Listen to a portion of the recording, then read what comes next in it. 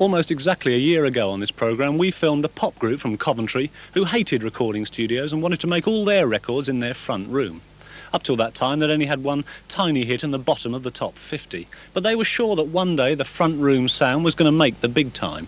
They called themselves Staveley Makepeace, and they sounded like this. So there they were, Lieutenant Pigeon with Mouldy Old Dough, riding high in the charts all over the world. They seemed to have it made. But like dozens of other musicians before them, they found that the glittering world of pop was a pretty funny old business. Their next record, Desperate Dan, crept into the bottom of the top 20, and since then most people, to be honest, haven't heard of Lieutenant Pigeon. Well, with us this evening are Lieutenant Pigeon, with Mum still sitting proudly up on the piano. Nigel, if I can ask you, what do you think went wrong? Why did you fail? Well, we've never really considered the fact that we failed. We were delighted when Desperate Dan, that was our follow-up record, came in the charts at number 17, so you can imagine how we felt when we had a number 1 hit. Since Desperate Dan, we must admit we've had a rest, because you must understand, for 10 years before Mouldy Old Dough, we were striving to get a number 1. Yeah. So since then, we've just sat back and relaxed, more or less. A lot of people would say, Nigel, that your second record was exactly like your first. What do you think about that? We submit probably 3, 4, 5 master tapes a month to our record company, and from those the label manager of that record company selects what he would like to issue to the public. So really we can experiment as much as we like in the studio, but the final decision as to what the public hear is up to the record company. What difference did it make to you, Hilda, or Mum, if I can call you? Everybody else calls you Mum.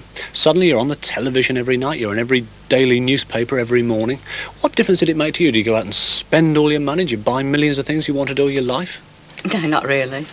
The only thing I can tell you that is that for years and years I've been wanting a new roof on the house. It was bucketing rain in one of the bedrooms and we had a new roof put on. You finally got one? Yeah. What difference did it make to your husband? Well, my husband's a very reserved person, but I think underneath it all he's thrilled to death about it. Rob, what about you? Suddenly there you all were, international pop stars. What do pop stars do in their spare time? I'm a very keen athlete. I keep reasonably fit in my spare time.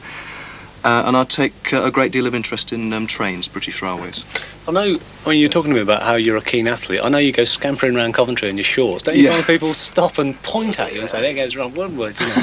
Yes, I found at first it was a little embarrassing, but no, I think it all sort of adds to the fun. I find that if little kids say, oh, there's Lieutenant Pigeon, I find it sort of adds to the fun, and it's in a strange sort of a way, it keeps me going, really. What people want to know is how much money do you make from a single chart-topping record like yours? I think when everything is taken out, such as income tax and various other things like this, there's not really a glamorous amount of money left financially. You're still not telling me how much you made, are you? Well, I'm not really sure. Royalties come sort of every 6 months, I believe. It could work out between £20,000 and £30,000, I should imagine. I think I'm possibly overestimating it, though. But it could be £20,000 or £30,000. Would you have expected when you started out, if you'd ever had a hit of this size, to make a great deal more money than that out of it? Don't you think I never really is a big letdown, you know? No, I don't really, but I think it's rather small when one considers what the record company must be making out of a hit record, like Mouldy Old Dough, or, I mean, record companies have hits all the time. Everybody imagines that being top of the pops, you're going to be surrounded by adoring, pestering women. What happened to your love lives? I think you leave that one to him. He's the one with the girls. Yeah, we're joking. I took a girl home when we were at number 1, and I remember her parents were very, very nice to me until they found out I was in a pop group. As soon as they find out you're in a pop group, I think they automatically think that their daughter is going to become one of the many. Because it's quite wrong. You're not seriously telling me that being number 1, top of the hit parade, you couldn't attract more women than when nobody had ever heard of you? I had more dates before we had a hit record than since we have. I think people fight shy of you. It's true. Do you think they're frightened? Who'd be frightened of me? It's not a matter of being frightened. There's a certain amount of apprehension, I find. I mean, when you're nobody, you're accepted as nobody, but all of a sudden, if you do come well, say a celebrity, that there is this apprehension. What sort of thing would girls say when they met you? Hello. Especially in our own town, a lot of girls wouldn't believe you, who you were. They'd say, oh, you look like you know, that chap out Lieutenant Pigeon. Yeah. And you'd say, that's right, I'm not really. And they'd believe that you weren't, you know. It's too unreal for them to believe. Yeah, it's too unreal for them to believe it. But if they did know who you were and they did recognise you, they still wouldn't go out with you.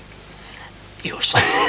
It's changed in the last few months. I think all of us are getting quite a lot now. Seriously, if you don't make it back to the charts, if it doesn't all work out, do you still think it'll have been worth it or a complete waste of time? Worth it. Oh, completely worth 100% it. worth it, yeah. It's all been great.